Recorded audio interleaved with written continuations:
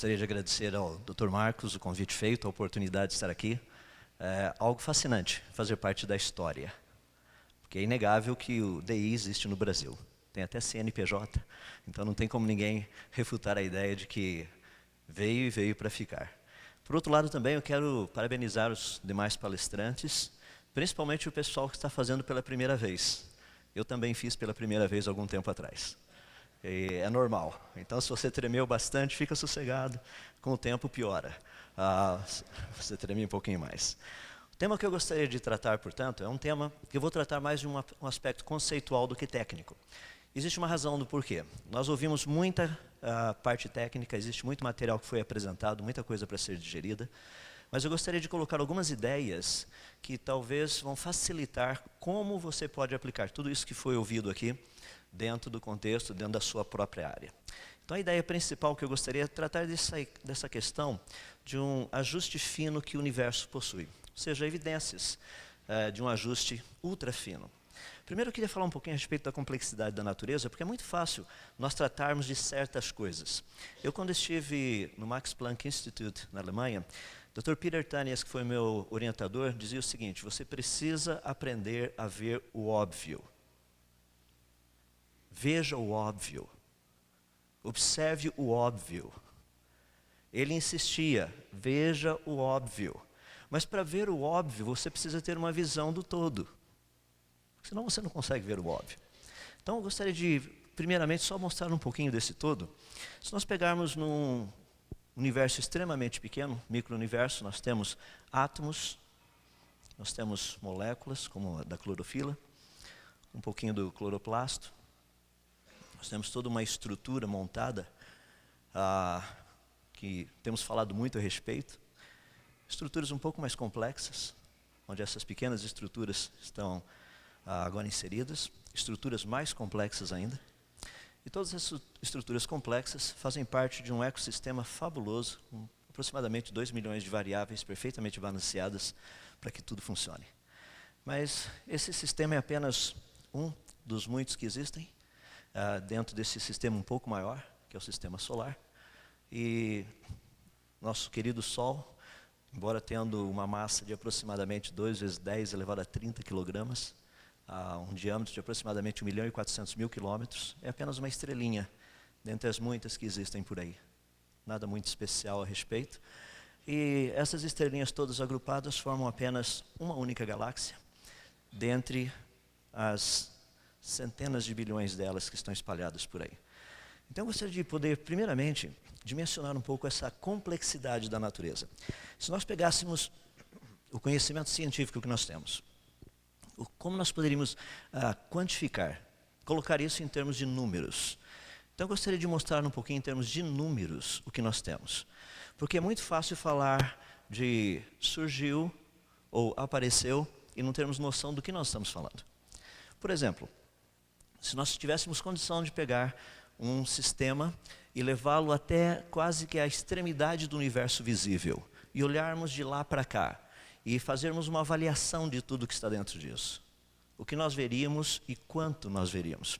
Por exemplo, se pudéssemos chegar a 10 bilhões de anos-luz de distância, nós estaríamos vendo aproximadamente cerca de 25 bilhões de grupos de galáxias locais, mais de 350 bilhões daquilo que nós chamamos de grupos, 10 milhões de supergrupos ou superaglomerados, 25 bilhões de grupos locais de galáxias. O número de galáxias ultrapassa 350 bilhões. O número de estrelas, por exemplo, só pulando ali mais embaixo, esse número equivale aproximadamente 3 vezes o número de grãos de areia que nós temos em todas as praias e em todos os desertos do nosso planeta. Ou seja, se nós estivermos errando pelo número de estrelas, nós estamos errando para menos, não é para mais. Interessante é explicar como tudo isso surgiu. Por quê? Vamos fazer uma pequena viagem para ver onde nós podemos chegar. Estamos a 10 bilhões de anos-luz de casa. Agora nós estaríamos a 1 bilhão de anos-luz de casa e, em vez de ver aqueles pontinhos que eram superaglomerados, nós vemos que esses pontinhos, na verdade, são pequenos filamentos de galáxias. Então nós estamos vendo aí mais ou menos 80 desses superaglomerados. Chegando um pouco mais perto agora, a 10 milhões de anos-luz de casa, nós estaríamos vendo cerca de 160 grupos locais de galáxias, mais de 2.500 galáxias, ou seja, é o pacote daquilo que é o superaglomerado, conhecido como supergrupo de Virgo. Chegando mais perto um pouquinho agora, 10 milhões de anos-luz, e lembra que um ano-luz equivale a 9,5 trilhões de quilômetros, para termos uma noção de distância onde nós estamos. Então agora nós estaremos a 10 milhões de anos-luz de casa, está vendo a região central do supergrupo de Virgo. Chegando um pouco mais próximo, agora a 1 milhão de anos-luz de casa, estaria vendo as galáxias principais desse grupo chamado local. Temos a nossa galáxia, e acabamos de perder contato com a nossa espaçonave, vamos ver se a gente retomar o link. Acabou a gasolina. Voltou a gasolina. Um dia todas as coisas serão wireless. Estamos chegando lá. Então nós estamos aí dentro desse contexto do grupo local, 1 milhão de anos-luz de distância de casa. Nós estamos vendo 3 galáxias principais, a nossa, a Via Láctea. Temos a M31 e a M33. E aí, espalhados no meio, mais umas 36 galáxias anãs. Se chegarmos mais perto um pouco agora, a cerca de 100 mil anos-luz de distância, nós estaríamos vendo praticamente os braços principais da Via Láctea. Nós estamos localizados não num braço, mas na extremidade. Estamos quase que do lado de fora. Um lugar muito privilegiado para a gente poder estudar o que tem em cima, o que tem embaixo. Perdemos o link novamente aí. Vamos ver o que a gente faz por aqui. Acho que nós estamos com 2 cabos aqui ligeiramente interessantes. Voltou?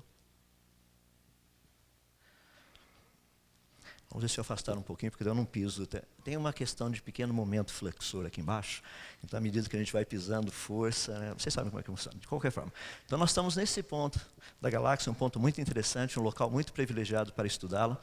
Mas ainda nós estaríamos a 100 mil anos-luz de distância. O que você está vendo ali nessa imagem inferior, na parte inferior da imagem, é praticamente uma quantidade muito grande de estrelas e poeira interestelar.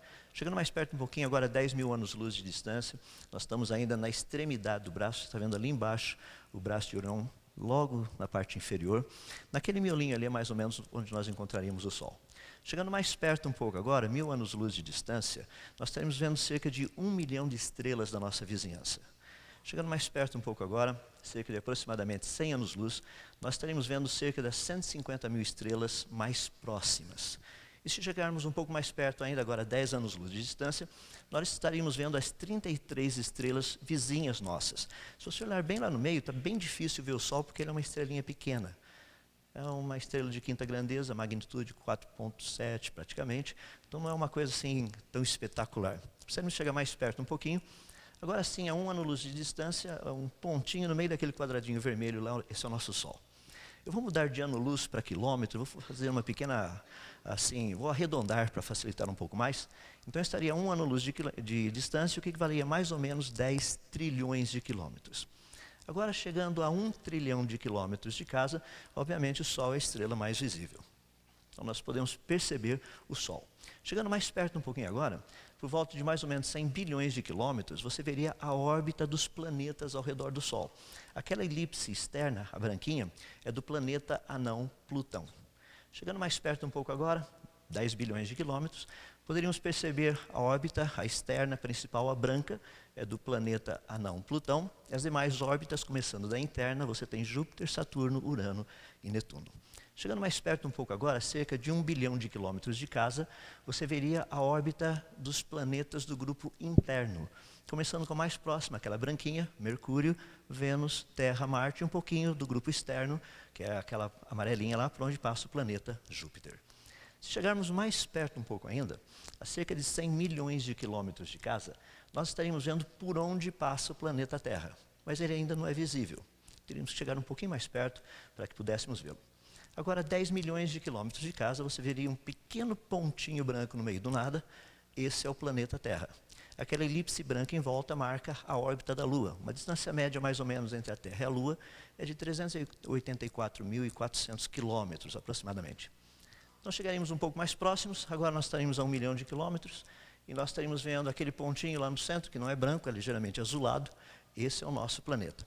Se chegarmos mais próximos um pouco, agora nós estaremos a 100 mil quilômetros de distância, nós estaremos vendo o planeta Terra e até mesmo algumas das suas características. Chegando mais próximos um pouquinho, a 10 mil quilômetros de distância, praticamente você estaria vendo até a América do Sul. Chegando um pouco mais próximos, a 1 quilômetro, a 1000 quilômetros de altitude, nós estaremos vendo o sudeste brasileiro. Se chegarmos mais perto um pouquinho, a 100 quilômetros de altitude, nós estaremos vendo até mesmo o interior do estado de São Paulo. Se chegarmos mais perto um pouquinho, a 10 quilômetros de altitude, nós estaremos vendo a cidade de Campinas. Se chegarmos mais perto um pouquinho, agora a 1 quilômetro de altitude, você estaria vendo o trevo das rodovias Anhanguera e Santos Dumont. Se chegarmos mais perto um pouquinho, você vai se ver ali fora, estamos no Royal Palm Plaza Resort. Chegamos aonde nós precisaríamos chegar. 100 metros de altitude. Mas a história não termina aí. Isso é só metade. Vamos continuar. Chegando a 10 metros de altitude, eu veria o topo das árvores que estão ali fora. A 1 metro, eu estaria vendo praticamente galhos, folhas e coisas desse jeito. A 10 centímetros, eu estaria vendo folhas individualmente. A 1 centímetro, eu começaria a ver detalhes na superfície dessa folha. A 1 milímetro, eu perceberia até mesmo rugosidade na superfície da folha. A 1/10 de milímetro, eu começaria a ver as células individualmente na superfície dessa folha. A 1/100º de milímetro, eu começaria a ver não somente a célula individualmente, mas estaria começando a perceber o núcleo dessa própria célula. Portanto, eu chegaria um pouco mais perto. Agora, a 1 micrômetro, ou seja, a 1/1000 de milímetro, eu estaria vendo o núcleo de uma única célula. Se eu chegar mais perto um pouco agora, cerca de no caso 100 nanômetros, eu estaria vendo a cromatina desse núcleo toda enroladinha. Se eu chegar mais perto um pouquinho agora, 10 nanômetros, eu estaria vendo o DNA totalmente enrolado ali dentro. E se eu chegar mais perto um pouquinho, eu estaria vendo até mesmo os blocos de nucleotídeos do DNA, só que eu estaria mais ou menos a 1 milionésimo de milímetro nesse ponto. Eu posso chegar mais perto um pouquinho, porque aquela pontinha lá de cima é apenas um átomo de carbono. Então, se eu chegar mais perto, você teria condição de ver literalmente a nuvem externa de elétrons de um único átomo de carbono. Se eu chegar mais perto um pouco ainda, agora nós estaríamos praticamente a 10 picômetros, você estaria vendo a nuvem interna de elétrons de um único átomo de carbono, o núcleo ainda não seria visível. Precisamos chegar mais perto um pouquinho. Agora sim, depois de andarmos um pouquinho, a 1 picômetro, ou seja, a 1 bilionésimo de milímetro, aquele pequeno pontinho lá no meio é o núcleo de um único átomo de carbono. Se você está achando que aquilo lá é o planeta Terra, é porque você dormiu desde aquela hora até aqui. Esse aí é o núcleo do átomo. Então, chegando mais perto um pouquinho agora nós estaríamos a cerca de 100 femtômetros. Estamos vendo o núcleo de um único átomo de carbono, seus 6 prótons e seus 6 nêutrons. Agora estaríamos a 10 femtômetros, você percebe um pouquinho mais dessa estrutura. Chegamos mais perto um pouquinho agora, nós estaremos no limite daquilo que nós temos condição de dizer aonde começa o próton, entre aspas. Ou seja, 1 femtômetro a 1 trilionésimo de milímetros. E se chegarmos mais perto um pouquinho, agora nós estaríamos observando o que está lá dentro de um único próton, que no caso seriam os quarks. Alguns acham que tudo isso foi por acaso. Eu tenho muita dificuldade de aceitar isso. Muita. Porque nós estamos tratando de um alto grau de complexidade.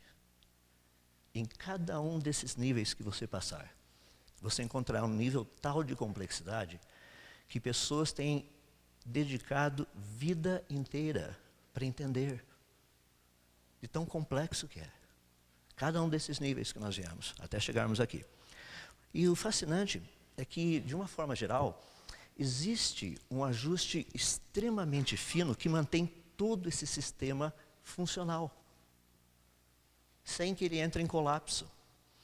Esse ajuste tão fino, ele tem sido mencionado por pessoas que não têm nada a ver com DI. Absolutamente nada. Um deles, o próprio Stephen Hawking, no seu livro Uma Breve História do Tempo, disse o seguinte: as leis da ciência, como as conhecemos atualmente, contêm muitos números fundamentais, como o valor da carga elétrica do elétron e da relação das massas do próton e do elétron. O fato notável é que os valores destes números parecem ter sido finamente ajustados para tornar possível o desenvolvimento da vida. Pergunta: parecem ou foram? Essa é uma pergunta para pesquisa. Parecem ou foram? Porque nós temos alguns exemplos muito interessantes desse ajuste fino. Eu queria só dar algumas ideias. Alguns anos atrás, Martin Rees publicou um livro muito interessante. O título dele é Just Six Numbers. Ele começa mostrando que existem 6 números principais que estão relacionados com a estabilidade do universo. Por exemplo, ele menciona a proporção entre gravidade, força gravitacional e a força magnética, na ordem de mais ou menos 10 elevado a 36. Ele trabalha também mostrando que se o número fosse um pouquinho menor, o universo teria tido uma duração extremamente curta. Esse número epsilon, 0,007, ele trata praticamente da intensidade da força que une os nucleons no núcleo de um átomo. Em outras palavras, é a proporção entre energia e a massa perdida na fusão do hidrogênio em hélio.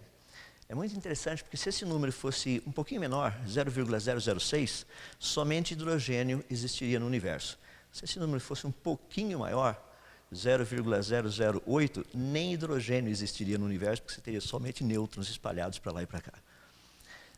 Questão da densidade da massa, densidade crítica do universo, quando nós tratamos especificamente da questão de quantidade de matéria escura, escura e fria, maior que 1, o universo entraria em colapso. Se esse número fosse menor que 1, o universo nunca teria vindo à existência. São números muito precisos. Quando nós tratamos, por exemplo, da questão do próprio lambda, a constante cosmológica, que um dia Albert Einstein disse que era um grande problema, que tinha sido um grande erro, e na verdade parece não ter sido. Esse valor é extremamente importante, embora seja extremamente pequeno, é aproximadamente 10 elevado a menos 122. Se não fosse tão pequeno assim, estrelas e outras estruturas cósmicas não teriam como se formar. E lembre-se que eu estou usando, inclusive, como base o modelo Big Bang. Tá? Mas ele não funcionaria. Não tem como funcionar. Se eu pegar, por exemplo, esse Q, que é uma proporção entre energia gravitacional e o equivalente da massa, está praticamente relacionada com essa aparente uniformidade que nós encontramos no universo. Esse número é extremamente importante. Se fosse um pouquinho menor, estrelas não se formariam. Lembra que nós estamos falando de 10 elevado a menos 5. Se fosse um pouquinho maior, estrelas não sobreviveriam. O universo seria extremamente inóspito para qualquer forma de estrutura. Fascinante que, além de tudo isso, nós vivemos num universo tridimensional. Ou seja, essas 3 dimensões espaciais são fundamentais para que vida possa existir. Nós não conhecemos nenhum tipo de vida que funcione em 2 ou, sei lá, quais forem outras dimensões. Só para ter uma noção a respeito da importância disso, vou pegar só um deles ali para mostrar um pouquinho.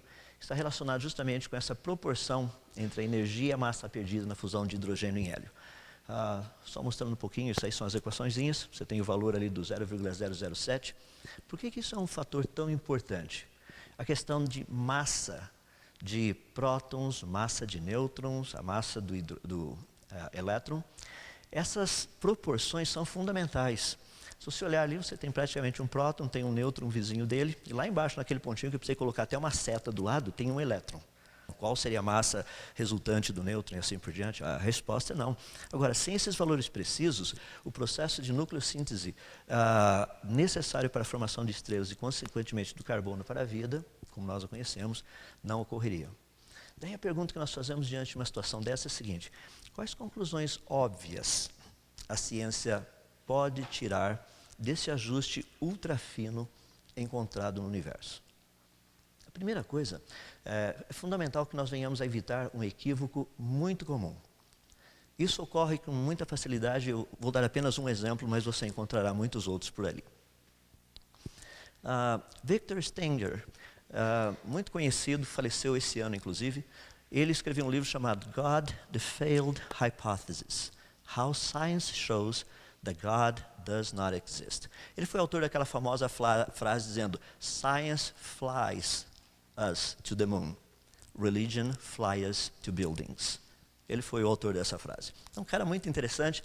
Ele diz o seguinte: o argumento do ajuste fino e outros argumentos recentes do design inteligente são versões modernas do argumento do Deus das lacunas, onde um Deus é considerado necessário todas as vezes em que a ciência não consegue explicar completamente algum fenômeno. Agora, eu queria deixar claro que a existência do ajuste ultrafino não trata da existência ou não de Deus, ou mesmo de milagres, mas sim da existência e da funcionalidade do universo. Nós não estamos tratando se Deus existe ou não estamos tratando se milagres aconteceram ou não. É para a funcionalidade, ou seja, esse ajuste ultrafino do universo não é uma necessidade apresentada por um modelo cosmológico, mas é uma necessidade real para que o universo exista e funcione. Então, essa ideia de Deus das lacunas não é bem o caminho a ser seguido. É um erro a ser evitado. Agora, precisamos, portanto, tendo esse tipo de conhecimento, desenvolver modelos e teorias que sejam apropriados. Deixe-me dar algumas ilustrações para poder mostrar onde estou querendo chegar com toda essa ideia. Nós, quando procuramos descrever o universo natural, ou seja, a natureza ao nosso redor, nós utilizamos conceitos, teorias, modelos e leis. De uma forma geral, uma teoria procura explicar por que a natureza se comporta de uma determinada maneira. E se teorias são boas, como nós já vimos e aprendemos durante ao longo de toda a nossa vida acadêmica, uma teoria, se deve ter algum mérito, deve ser capaz de fazer predições de resultados observáveis de experiências que ainda não foram realizadas. Essa é a ideia. Então, quando esses experimentos forem realizados, deverão concordar com a teoria, pelo menos dentro de alguns limites ou parâmetros aceitáveis. Deixe-me dar um exemplo do que eu estou falando de uma forma prática. Acreditava-se que o sistema solar era um modelo geocêntrico, ou seja, o modelo empregado foi o geocentrismo. Foi muito interessante porque conheciam-se as variáveis, mas as leis permaneciam desconhecidas. Por que o sistema funciona desse jeito? Existe uma razão do porquê as leis não eram conhecidas. Qual era a razão? É muito simples. Porque o modelo estava errado. O modelo errado não produz leis. Você simplesmente fala a respeito, mas não se entende o porquê. Me dê uma razão do porquê as coisas estão funcionando desse jeito. A partir do momento que o modelo foi colocado do jeito certo, um outro modelo proposto, que é o modelo heliocêntrico, a coisa ficou um pouquinho diferente, porque as variáveis já eram conhecidas, só que agora as leis tornaram-se conhecidas também. O modelo produzia leis. Era possível descobrir por que aquilo estava acontecendo. Ou seja, o modelo está correto. E é fascinante que essas descobertas dessas leis nos permitem fazer coisas fabulosas. Deixa eu dar um exemplo prático. Está muito na mídia, todo mundo falando por aí. A Rosetta. O Rosetta e o Lander Philae. Olha que coisa interessante para a gente entender um pouquinho do que aconteceu.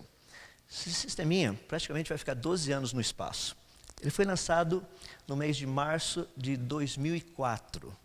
Então lá você tem 2 de março de 2004, você está vendo aquele pontinho rodando lá, vai encontrar a Terra novamente um ano depois, vai ter um sistema de gravidade assistida para ganhar um pouquinho mais de velocidade.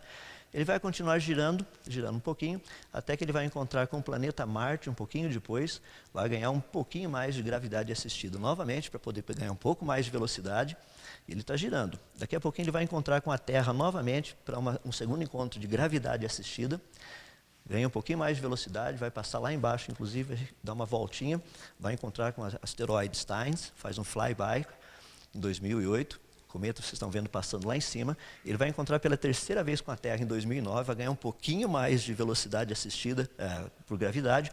Agora sim ele começa a entrar numa órbita muito interessante, e nessa ida ele vai encontrar com o asteroide Lutetia, continua agora até chegar em 2011, quando ele entra em hibernação, vai ficar totalmente paradinho, e lembra que nós estamos rodando bem rápido aí por questão de tempo, e você está vendo lá embaixo ele encontrando com o cometa.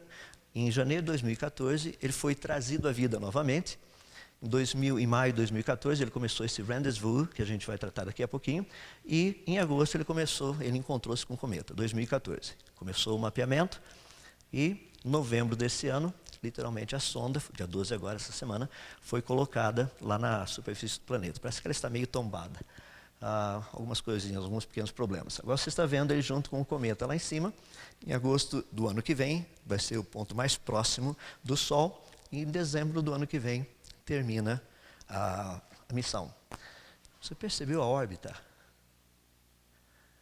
Onde estava a Terra e para que lado a gente tinha que apontar esse negócio para ele correr atrás do cometa e chegar lá todo esse tempo depois? Como é possível fazer isso? Porque nós conhecemos as leis. Nós sabemos como funciona. E por saber como funciona, é possível fazer isso.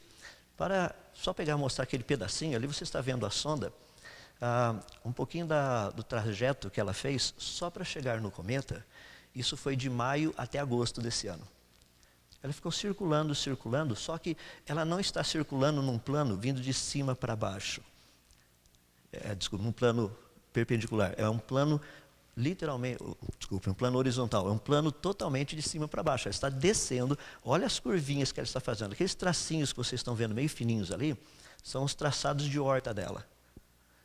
Tudo isso calculado para que pudéssemos colocar essa sonda em volta daquele cometa. Agora, como é possível fazer isso? Porque nós conhecemos as leis. Conhecendo-se as leis, você pode fazer todas essas coisas maravilhosas. Coloca um negócio daqui até lá, avisa o que tem que ser feito, como vai ser feito. Demora um pouquinho, obviamente, devido a estarmos trabalhando no espaço.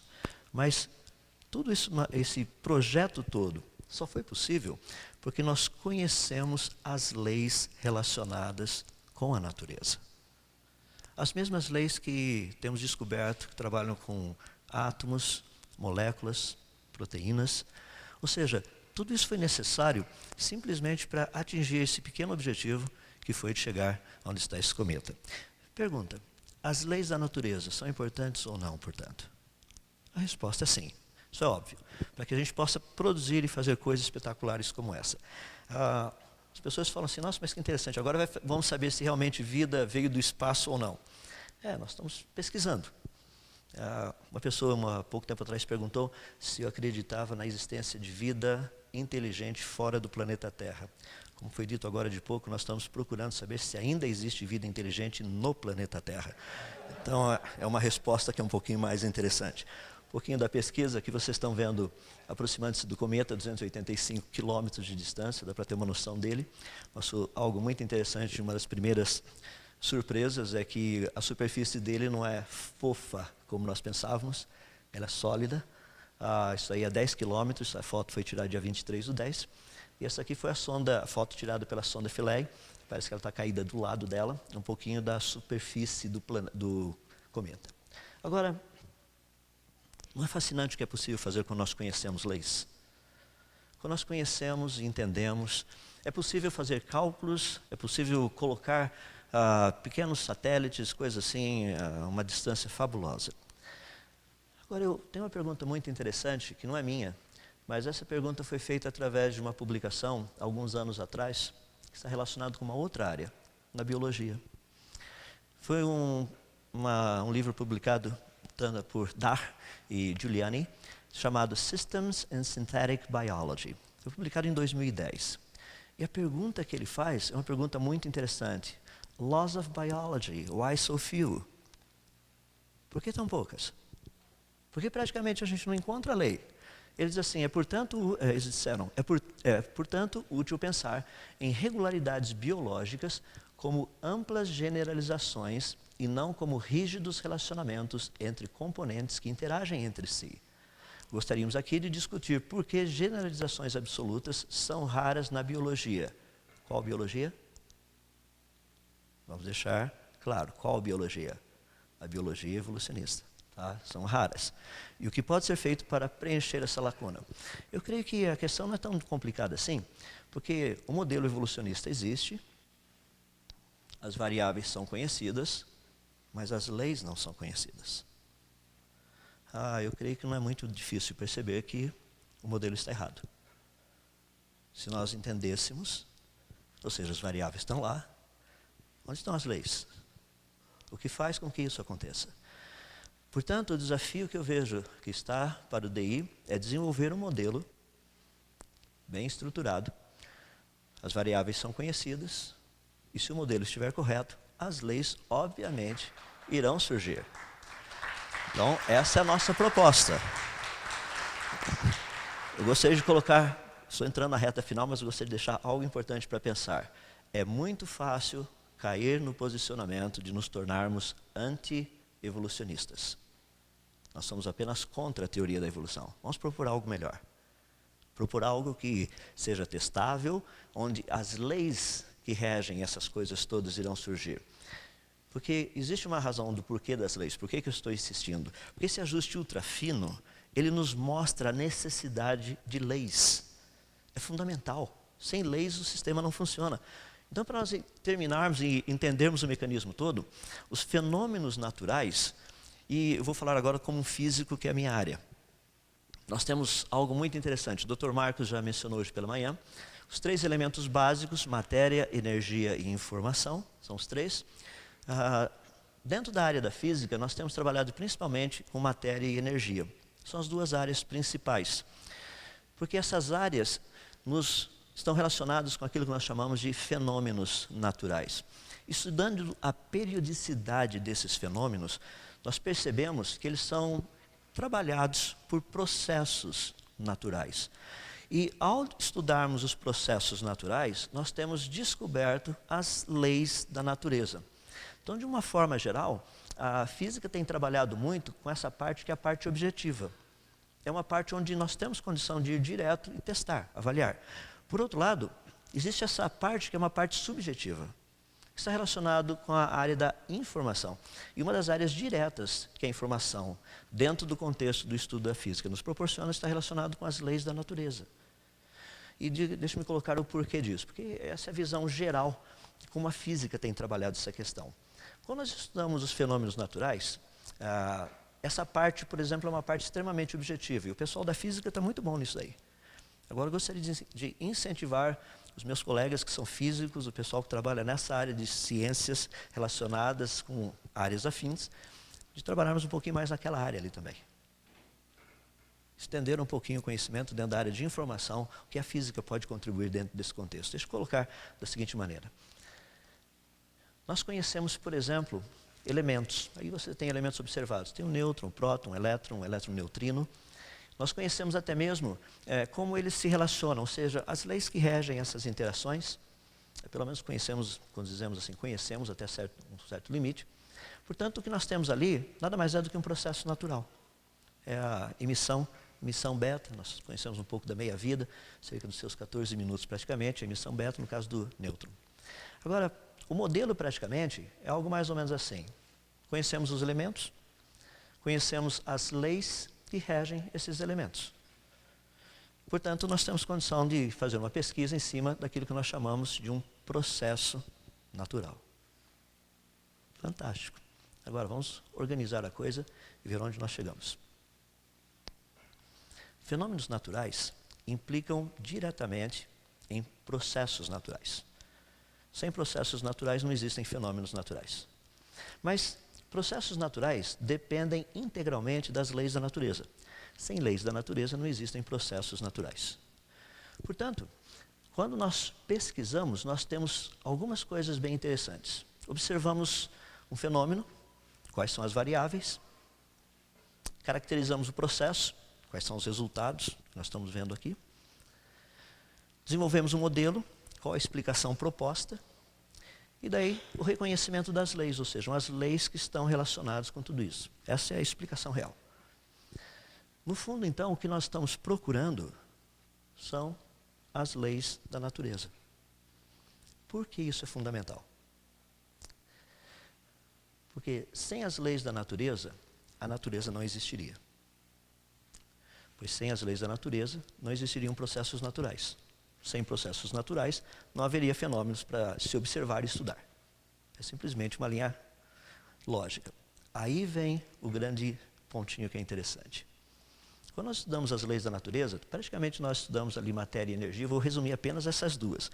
Não vou nem deixar a respeito da informação, porque da informação melhora ainda mais. Vou pegar só o básico, que é onde as pessoas normalmente falam, matéria e energia é tudo que existe. Vamos ver. Nós estudamos matéria e energia dentro de contexto de espaço e tempo. Agora, vamos aplicar tudo isso e colocar um pensamento de uma forma bem simples. A natureza, ela é constituída por matéria e energia. Não estamos nem entrando bariônica, ou seja lá o que for. Matéria e energia. O fascinante é que o que nós sabemos até o presente momento é que matéria e energia obedecem às leis da natureza. Isso é um ponto tranquilo. Agora, o que nós descobrimos é que matéria e energia não criam as leis da natureza. Isso é algo assombroso. Porque qual a conclusão, portanto? que as leis da natureza não foram criadas pela natureza. Isso é óbvio. Agora, como nós já vimos, sem as leis da natureza, não há condição da coisa funcionar. E pior ainda, melhor ainda, as leis da natureza não podem ser naturais. A origem delas não pode ser a natureza. Pergunta? Daí? Certeza. Resposta é óbvia. Muito obrigado.